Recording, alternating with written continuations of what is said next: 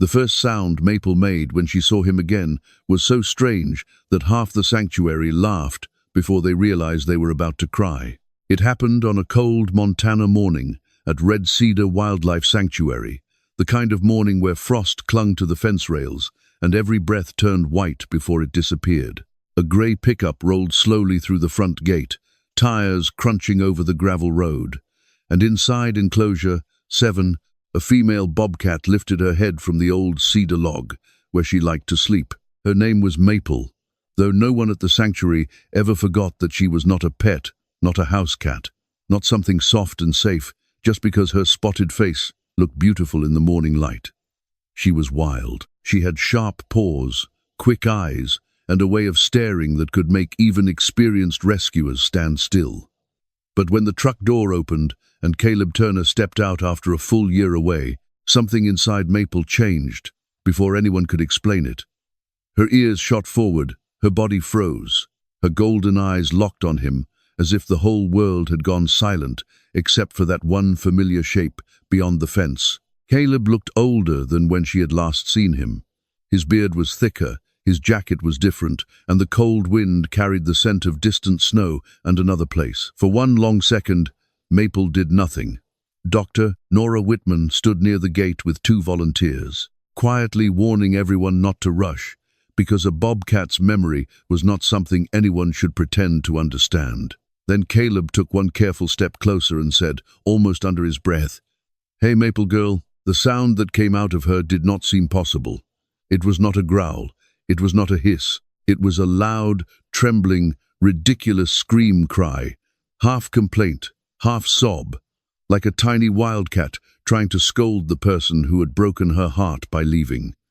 The volunteers burst out laughing, but their laughter faded as Maple leapt from the cedar log, raced across the enclosure, and pressed herself against the fence so hard the wire trembled. She kept crying out, pawing gently at the mesh, rubbing her cheek against the place closest to Caleb's hand. Hello, everyone. Have you ever actually seen a bobcat in the wild? Probably not, right? Today, I'm going to tell you the story of this very wild but lovable animal. Before we begin today's story, I have a small request. Please subscribe and turn on notifications so you don't miss any new videos from our channel. This is quick, free, and the best way to support us in bringing you more heartwarming stories. Your support means a lot to us. Where are you watching from? Please leave your city or country in the comments below. Thank you so much. Now let's begin the story about this animal. Because what everyone saw that morning was not just a funny reunion. It was the moment a wounded bobcat remembered the one human voice that had once reached her through the snow, and when Caleb knelt beside the fence, Maple did something that made even Dr. Nora cover her mouth. 1 year earlier, long before Maple pressed her face against the fence and made the whole sanctuary forget how to breathe, she had been a small shape in a wide, white world. The storm had passed over western Montana during the night, leaving the pines bowed under fresh snow and the backroads half buried beneath drifts that reached nearly to a truck bumper. Caleb Turner had been driving the sanctuary rescue vehicle along a quiet service road about 12 miles from Red Cedar when he saw something move near the ditch. At first, he thought it was a torn piece of bark rolling in the wind, then a rabbit, then nothing at all. But the shape moved again, slow and uneven, and Caleb eased the truck to the shoulder. The forest around him was silent, in that heavy way winter can be silent, with every sound swallowed by snow. He stepped out carefully, boots sinking several inches, and kept both hands low where the animal could see them. Then he saw the ears, small, black-tipped, sharp against the pale ground. A bobcat. She was young, not fully grown, with a spotted coat dulled by frost and mud. Her body was crouched low beside a fallen branch, but her eyes were wide open, bright with fear, and fierce enough to stop him where he stood. She should have vanished the moment she saw a human. A healthy bobcat would have slipped into the trees like smoke, leaving only paw prints behind, but this one did not run. She tried. Caleb saw the effort ripple through her body, saw her front paws dig into the snow, saw her back end drag slightly before she froze, and turned her head toward him with a thin, warning hiss.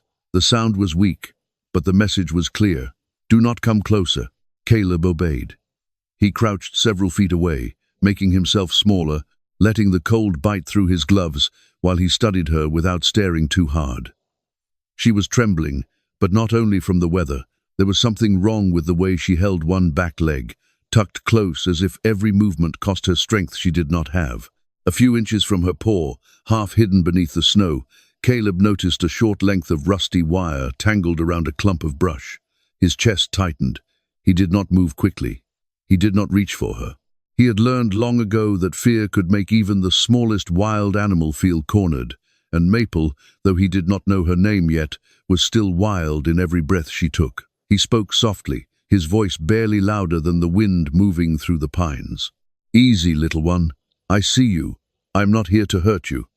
The bobcat flattened her ears and opened her mouth as if to hiss again, but no sound came out this time. Instead, she lowered her head and blinked slowly. Not in trust. Not yet, but in exhaustion. Caleb took the blanket from the back of the truck and placed it on the snow between them, then stepped back. She watched the blanket like it was another trap. Minutes passed. The cold crept into Caleb's knees. A crow called somewhere deep in the trees. Then the bobcat did something that changed everything. With one shaking paw, she reached toward the blanket, not to attack it, not to pull it under herself, but to drag the edge closer to the trapped leg she could no longer free. Caleb felt the air leave his lungs. She understood enough to know she needed help, but she was still too afraid to ask for it. That was the first time he saw both sides of her at once, the wild creature ready to fight the whole world, and the frightened little survivor trying not to disappear into the snow. He radioed Red Cedar with a calm voice he did not feel, asking Dr. Nora Whitman to prepare the recovery room and warm fluids. When he looked back down, the bobcat was staring straight at him, her golden eyes fixed on his face as if she had decided to remember him, whether he saved her or not. Caleb moved 1 inch at a time, talking through every breath, until the blanket finally slipped over her shoulders and the storm quieted around them. But just as he lifted her from the snow, she turned her head toward the dark line of trees and let out one small, broken cry, and Caleb realized she had not been looking only at him. She had been looking back at something she was terrified to leave behind. Caleb did not understand the cry at first. It was too small to be a warning and too soft to be anger, but it carried something that made him pause with the young bobcat wrapped carefully in the blanket against his chest. Her body was light, much lighter than it should have been, yet every muscle inside her stayed tense, ready to spring away if strength returned for even 1 second. Snow dusted her whiskers. Her eyes kept shifting from Caleb to the dark trees beyond the ditch, then back again, as if she were trapped between the terror of human hands and the fear of leaving the forest behind.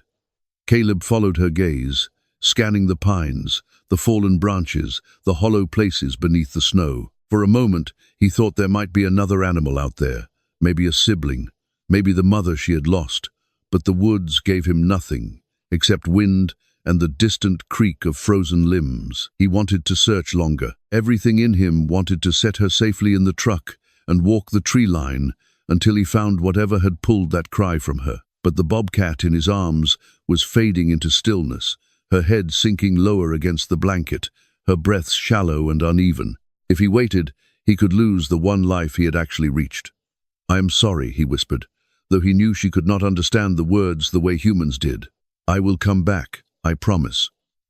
At the truck, she stiffened when he lowered her into the padded transport crate. Her ears flattened. One paw shot out and caught the edge of the blanket, holding it with surprising force. Caleb did not pull it away. He let her keep it. That tiny choice seemed to matter. She did not relax, but she stopped fighting. During the drive back to Red Cedar Wildlife Sanctuary, the road unrolled through miles of white fields and dark pine shadows. Caleb kept the heater low and the radio off. Every few minutes, he glanced at the crate in the rearview mirror. The bobcat never fully closed her eyes. She watched him through the small openings, silent, except for one faint sound that rose whenever the truck passed a stand of trees. It was almost a question, almost a plea. By the time Caleb arrived, Dr. Nora Whitman was waiting beneath the clinic lights with warm towels, thick gloves, and the careful calm of someone who had learned never to let fear move faster than compassion. The sanctuary smelled of clean straw, pine shavings, and the soft metallic warmth of the heaters that ran all winter. Maple, still unnamed then, seemed to shrink from every new sound: the roll of the clinic cart, the click of the door latch, the low voices of the staff. Her wildness came back in flashes: a hiss, a twist of the shoulders, a quick strike at empty air when a towel brushed too close. No one blamed her. Fear was the only language she had left. Doctor Nora examined her gently and found that the trapped leg was swollen and sore, but not beyond hope. She spoke quietly to Caleb as she worked, explaining that the next 24 hours would matter most. Warmth, fluids, rest, and as little stress as possible. Caleb nodded, but his eyes stayed on the bobcat's face. She was not looking at the veterinarian, she was looking at the door. Not the way an animal looks for escape, but the way someone looks toward the last place they saw home. That was when Caleb remembered the sound she had made toward the trees. As soon as Dr. Nora had her stable, he drove back out with 2 sanctuary volunteers and searched until sunset. They checked beneath logs, near brush piles, around the ditch, and along the faint marks in the snow where the bobcat had dragged herself. They found no cubs, no other tracks close enough to follow, no hidden animal waiting in the cold. But near the base of a pine, Caleb found a small hollow, lined with dry grass and rabbit fur. Empty now, recently disturbed. He stood there in the fading light, understanding only part of the truth. The bobcat had not cried because she wanted to go back to danger. She had cried because something out there had once been hers. When Caleb returned to the clinic that night, she was awake in the recovery crate, the old blanket tucked beneath her chin. He approached the glass and sat on the floor outside, still wearing snow on his boots. For a long moment, she only stared. Then, very slowly, she pulled the blanket closer with one paw and made the faintest sound in her throat. Not a hiss this time, not quite a cry, but the first fragile thread of a voice that would one day fill the whole sanctuary. For the next 3 days, Maple lived behind glass, warmth, and careful distance. The recovery room at Red Cedar Wildlife Sanctuary was quiet on purpose, with soft lights, thick towels, and a small heater humming in the corner like a gentle heartbeat. Outside the window, snow slid from the clinic roof in slow white sheets, but inside, everything moved carefully around the young bobcat, because one sharp noise or one rushed hand could send her back into panic. Dr. Nora Whitman checked her leg every morning and every evening, speaking in a low, steady voice even when Maple flattened her ears and showed the wild little storm still burning inside her. The injury was improving, but Maple herself seemed caught somewhere between survival and surrender. She would not eat when anyone stood nearby. She would not drink if the room felt too crowded. She kept the old rescue blanket beneath her front paws and pulled it closer whenever the door opened, as if that single piece of fabric was the only thing in the world that had not changed too quickly. Caleb noticed it before anyone else. He noticed how her eyes followed every exit. He noticed how she turned toward the window when the wind touched the building. He noticed how she stayed silent for the staff, but when he entered, her body did not press quite as hard against the back of the crate. That did not mean she trusted him. Not yet. A bobcat did not hand over trust like a house cat leaning into a warm lap. Maple measured every breath, every step, every shadow. She remembered cold. She remembered wire. She remembered being too weak to run. And because of that, Caleb did not ask anything from her. He simply came after the morning rounds, sat on the floor outside the glass, and stayed. Sometimes he read the medication chart out loud, in a voice so soft it barely filled the room. Sometimes he talked about the sanctuary, about the mule deer tracks near the east fence, about the old cottonwood tree that always dropped branches during storms, about nothing important at all. The words did not matter as much as the rhythm. He wanted her to learn that his voice could arrive without pain following it. On the 4th night, Maple still had not eaten enough. Dr. Nora stood beside Caleb in the hallway, her face tired beneath the clinic lights. "She has the strength to heal," she said quietly, "but fear is burning through everything we give her." Caleb looked through the glass. Maple was awake, golden eyes glowing from the dim corner of the crate. The food bowl sat untouched near the door. He asked if he could try something simple. No touching, no entering the crate, just sitting closer than before. Dr. Nora hesitated, then nodded, because careful hope was sometimes the only tool left. Caleb opened the recovery room door and lowered himself to the floor several feet from the crate. Maple stiffened instantly, her ears pinned back. A small hiss slipped out, thin but serious. Caleb stopped moving. He placed a fresh strip of food near the bowl, then slid his hand away and rested both palms on his knees. Minutes passed. The heater hummed. Somewhere down the hall, a faucet dripped once, then again. Maple stared at him, as if deciding whether he was a threat, a memory, or simply another part of the strange, warm room that had swallowed her forest. Caleb did not stare back. He looked down at the floor and spoke gently. "You do not have to like me, Maple. You just have to stay." It was the first time he called her that. He had chosen the name because of the color in her coat when the light touched it, warm brown and gold like autumn leaves under frost. At the sound, her whiskers twitched. She did not come forward, but her eyes shifted to the food. Then, with painful slowness, she stretched one paw out, pulled the piece closer, and ate. Caleb felt his throat tighten, but he did not smile too big, did not celebrate, did not move. He only whispered, "Good girl." So softly, it was almost part of the heater's hum. From the hallway, Dr. Nora covered her mouth and stood perfectly still. It was not a miracle in the loud way people imagine miracles. It was smaller than that. A wild animal eating because one human had finally become less frightening than hunger. But for Maple, it was the first step back toward life. After that night, she began to watch for Caleb. Not eagerly, not sweetly, never like a pet. She watched him the way a wounded wild thing watches the one safe path through deep snow. When other people entered, she stayed guarded. When Caleb sat down, her breathing slowed by a fraction. And late one evening, as he rose to leave the recovery room, Maple lifted her head from the blanket and made a strange, raspy sound, not quite a cry and not quite a protest. Caleb paused with his hand on the door. Behind him, Maple's golden eyes were wide open, and for the first time, the sound seemed to say something clear: "Do not disappear." That sound followed Caleb into the hallway and stayed with him long after the recovery room door closed. At first, everyone at Red Cedar thought it was only stress, a rough little call from a frightened young bobcat who did not like being left alone. But over the next 2 weeks, Maple turned that sound into something all her own. It began softly, a cracked, raspy cry whenever Caleb stood up after sitting with her. Then it grew louder, then stranger. By the time her leg was strong enough for her to move into a larger indoor enclosure, the sound had become impossible to ignore. If Caleb walked past without stopping, Maple would plant herself near the front of the enclosure, lift her chin, and let out a dramatic scream cry that echoed down the clinic hallway like she had been personally offended by his schedule. The first time a new volunteer heard it, she dropped a stack of clean towels. Dr. Nora looked over her glasses and said, with the calm seriousness only a veterinarian could manage, "That is Maple filing a formal complaint." Caleb laughed so hard he had to turn away, but Maple did not seem amused.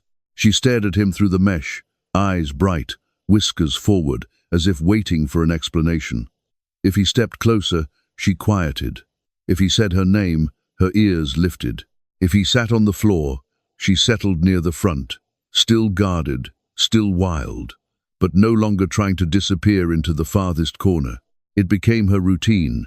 Breakfast came and went. Medicine came and went. Staff members moved through the clinic with buckets, clipboards, gloves, and soft voices. Maple watched them all with the caution of a creature who had learned that the world could change without warning. But Caleb was different. His footsteps had a rhythm she knew.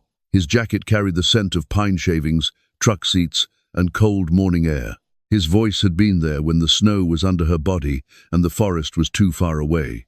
So when that voice left the room, something in Maple rose up and called after it. The sound was funny because it was so dramatic, so much bigger than her small body, so full of outrage that even the most serious staff members smiled when they heard it. But Caleb began to understand that beneath the comedy was a fear too old for her age. Maple was not trying to be cute.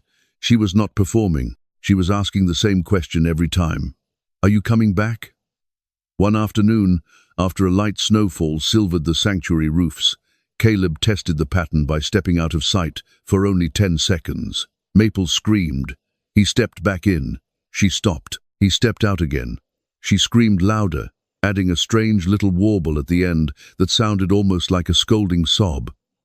Dr. Nora shook her head, half smiling and half heartbroken. "She remembers being left," she said quietly. Caleb did not answer because he already knew. The empty hollow in the woods, the way Maple had looked back at the trees, the blanket she still slept on every night, all of it pointed to a loss no medical chart could explain. From then on, he stopped laughing first. He still smiled when Maple sounded like a furious little opera singer trapped in a bobcat body, because there was sweetness in it, and life, and proof that she had strength enough to complain. But he also made her a promise in the only way a wild animal could trust. He became predictable. Every morning, same time. Every evening, same words. "I am here, Maple girl." He never reached for her, unless care required it. He never treated her like a pet. He let her remain sharp, mysterious, untouchable in the ways that mattered. And slowly, Maple learned that the door could close and still open again. She learned that footsteps could fade and return. She learned that a human leaving the room did not always mean being abandoned forever. By spring, her leg had healed as much as it ever would, and she moved with a slight, uneven grace that made her look even more determined. She climbed low platforms, batted pine cones across the straw, and greeted Caleb's arrival with that ridiculous scream cry that made visitors freeze, then laugh, then pull out their phones too late to catch it. Everyone thought the sound was the funniest thing at Red Cedar. No one knew it would one day become the sound that broke Caleb's heart. By the time summer reached Red Cedar Wildlife Sanctuary, Maple had become part of the rhythm of the place, though never in a way that let anyone forget what she was. She was not tame. She did not curl into laps or ask to be touched. She watched crows from beneath the shade of her platform, stalked pine cones like they had personally challenged her, and vanished into the tall grass of her enclosure whenever unfamiliar voices came too close. Yet every morning, when Caleb Turner appeared at the gate with breakfast and that same quiet greeting, Maple came out of hiding, as if pulled by an invisible string. She would climb onto the low cedar stump, narrow her golden eyes, and wait until he said the words she knew best. "I am here, Maple girl." Then the scream cry would come, loud, ridiculous, and full of feeling, bouncing off the fencing and making nearby volunteers laugh before they even saw her. It was the sound of a bobcat who still belonged to the wild, but had chosen one human voice as safe. Caleb knew how rare that was. He never confused it with ownership. He never called himself her owner, because Maple did not belong to him. She belonged to herself, to the pine wind, to the cold mornings, to the instincts that still moved under her spotted coat. But there was no denying that something had formed between them in the months after her rescue, something built from patience, repetition, and the old blanket she still dragged to the front of the enclosure whenever he stayed longer than usual. The sanctuary staff joked that Maple had adopted Caleb as her emotional support, human, doctor. Nora Whitman always smiled at that, but her eyes softened when she said, maybe she just finally found the one person who came back enough times for her to believe it. That belief was tested in August. The call came on a Monday afternoon, while Caleb was repairing a feed shed latch near the north fence. A wildlife recovery center in Alaska had lost 2 senior rescuers during a staffing shortage and needed experienced help through the winter season. Red Cedar had worked with them before.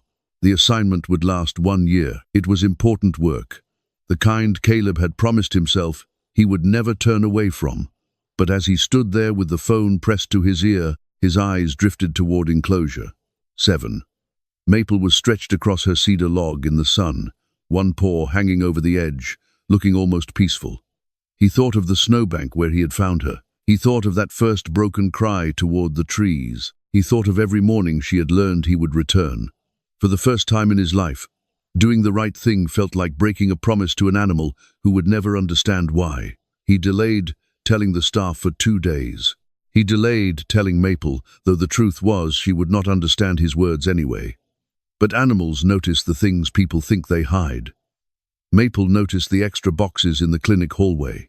She noticed Caleb spending longer by her enclosure without saying much. She noticed Dr. Nora watching him with a sadness that changed the air. On his final morning, frost had not yet arrived, but the early light carried the first thin hint of fall. Caleb walked to enclosure 7 alone, carrying the old rescue blanket freshly washed and folded in his arms. Maple came down from her platform the moment she saw him. She made her usual scream cry, but it stopped halfway, as if she heard something different in his breathing. Caleb knelt outside the fence and laid the blanket near the mesh. "I have to go for a while," he said softly. "Nora will be here. Everyone will take care of you." Maple stared at him. Her ears moved forward, then sideways. She stepped close enough that her whiskers nearly touched the wire. Caleb placed his hand flat against the fence, and after a long pause, Maple pressed her forehead to the other side. It was not a hug the way people hug. It was wilder than that, more careful, more fragile. It was trust held against metal. Caleb stayed until his knees ached and the sun lifted over the sanctuary roofs. When he finally stood, Maple followed the movement with sudden alarm.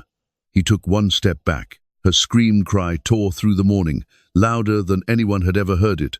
No longer funny, no longer dramatic, but stretched with confusion. Caleb froze, his eyes shining. "Doctor," Nora appeared near the path but did not speak. Maple ran along the fence as Caleb walked backward, calling again and again, unable to understand why the voice that always came back was moving toward the gate. The truck door closed. The engine started, and as the grey pickup rolled down the gravel road, Maple stood at the corner of her enclosure with the blanket beneath one paw, crying after him until the sound faded into a silence that would last almost a year.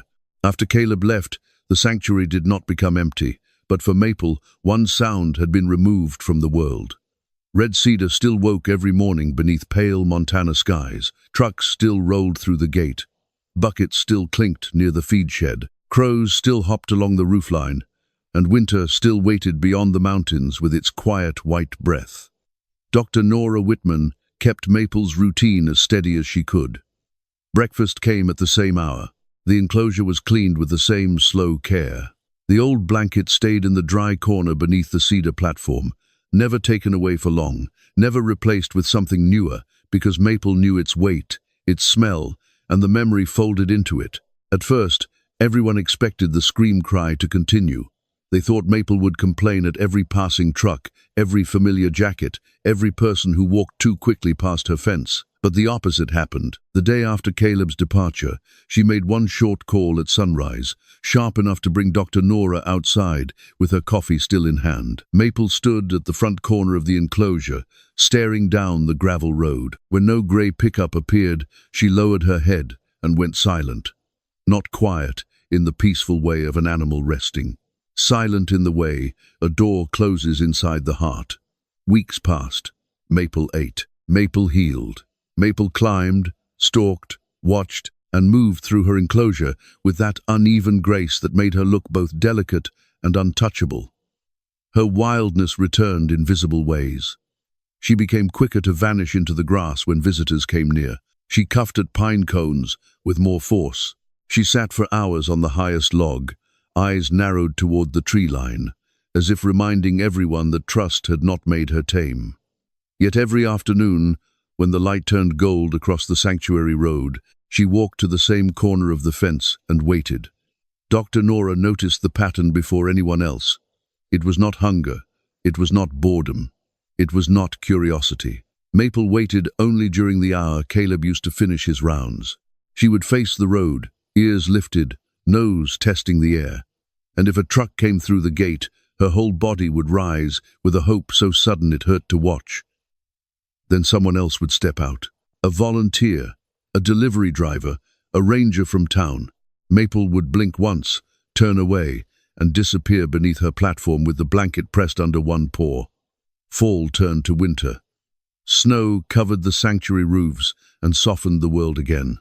Sometimes Dr. Nora sat outside Maple's enclosure in the evenings, speaking quietly the way Caleb once had, not trying to replace him, only trying to keep the silence from becoming too heavy. Maple listened, but she did not answer. The famous scream cry became a story new volunteers heard but never believed.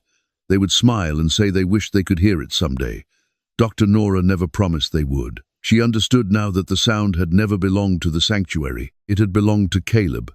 By spring, Maple's coat grew sleek and full, her eyes bright, her body strong enough to leap onto the cedar log in one clean motion. To anyone visiting for the first time, she looked like a beautiful rescued bobcat living safely in a mountain sanctuary. But those who knew her saw the small things.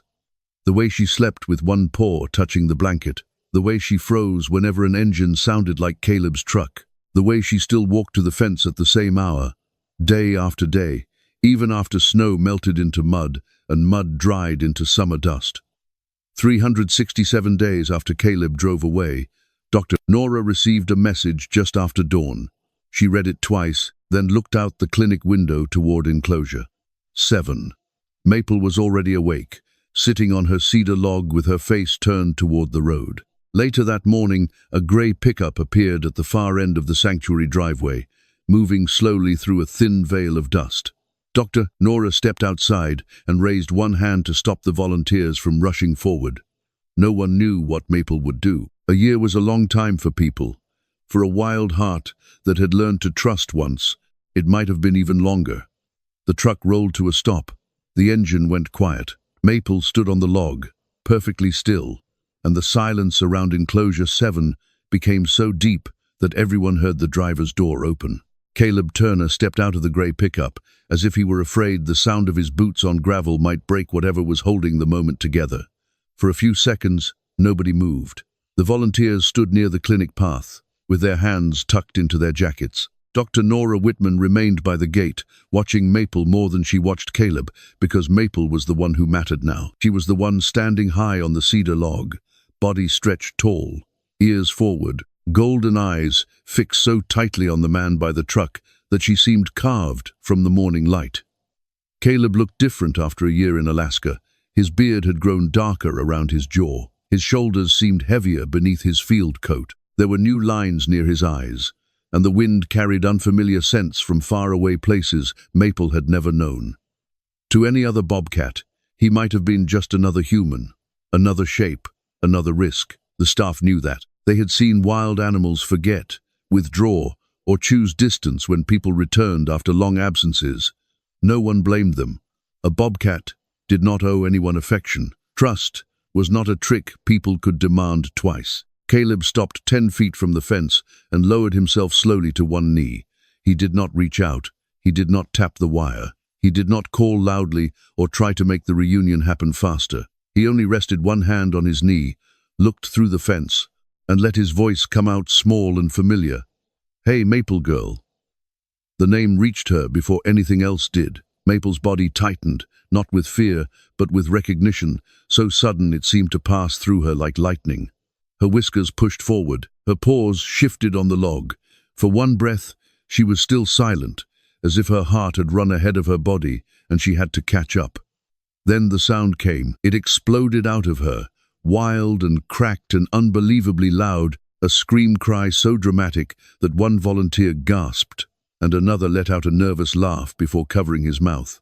It rose, dipped, warbled, and rose again, half sob, half scolding, full of a year's worth of waiting. Maple sprang from the log and raced across the enclosure with such speed that straw kicked up behind her. She reached the fence, skidded, turned in a tight circle, then rushed back to the same spot as if her body could not decide whether to leap, dance, complain, or collapse from relief. Caleb's face broke open. He laughed once, but it caught in his throat. "I know," he whispered. "I know. I came back." Maple pressed her cheek against the mesh and dragged it along the wire, leaving little tufts of fur caught in the sunlight. She lifted both front paws and placed them gently against the fence near his hand, not clawing, not striking, just holding herself there with trembling effort. Her scream cry softened into a string of raspy chirps and broken mews, each one sounding more impossible than the last. The staff had expected excitement. They had prepared for caution.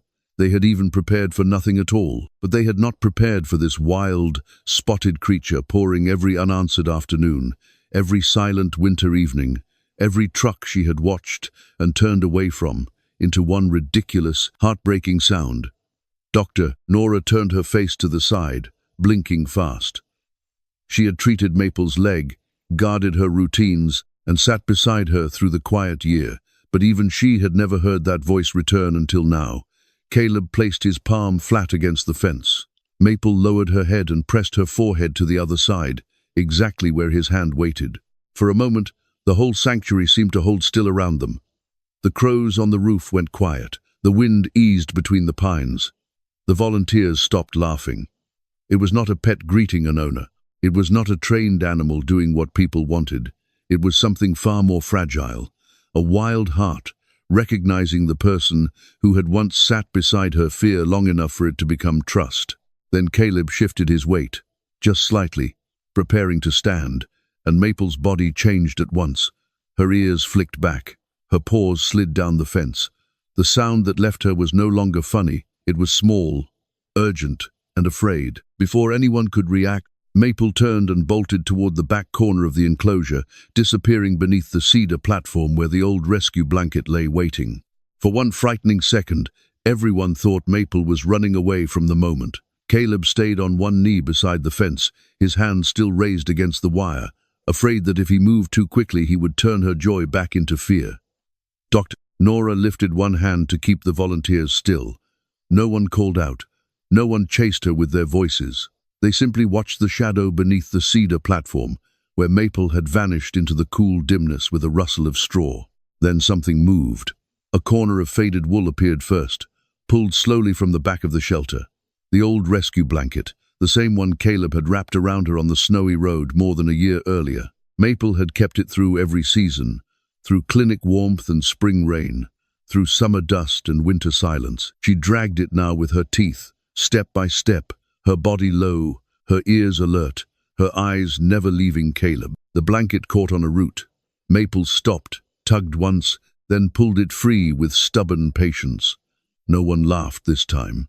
The sanctuary had gone completely quiet except for the soft scrape of fabric over packed earth. Caleb's eyes filled before the blanket even reached the fence. Maple brought it all the way to him, pressed it against the inside of the mesh, and stood over it with one paw planted firmly in the middle, as if she were showing him the proof of everything she had remembered. This was the place where her story had turned. This was the warmth that had replaced the snow. This was the first thing he had given her without asking anything back. Caleb lowered his head, and a breath shook out of him. "You kept it," he whispered. Maple answered with a small version of the scream cry, softer now, rough around the edges, like a complaint she no longer had the strength or the need to make loudly. She rubbed her cheek along the fence, then pressed her forehead again to the spot nearest his hand. It was not a trick. It was not something taught. It was not the kind of perfect, polished moment people expect when they imagine animals loving humans in simple ways. Maple was still a bobcat. Her claws were still sharp. Her body still carried the quick readiness of the wild. If a stranger had stepped too close, she would have vanished beneath the platform without hesitation. But for Caleb, she stayed. For Caleb, she brought the blanket. For Caleb, she let the sound return. Dr.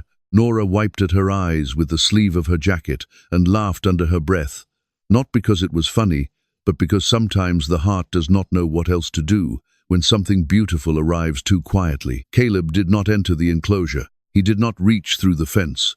He respected the line between them, because loving Maple had never meant owning her, and being loved by her had never meant making her less wild. Instead, he sat down in the dirt, outside the fence, the same way he had once sat outside the recovery room glass, and leaned his shoulder gently near the wire. Maple lowered herself on the other side, half on the old blanket, half against the fence, close enough that their warmth seemed to meet through the metal.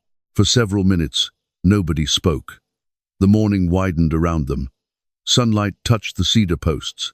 A breeze moved through the pines. Somewhere behind the clinic, a bucket tipped softly in the wind, but Maple did not flinch. Her eyes grew heavy.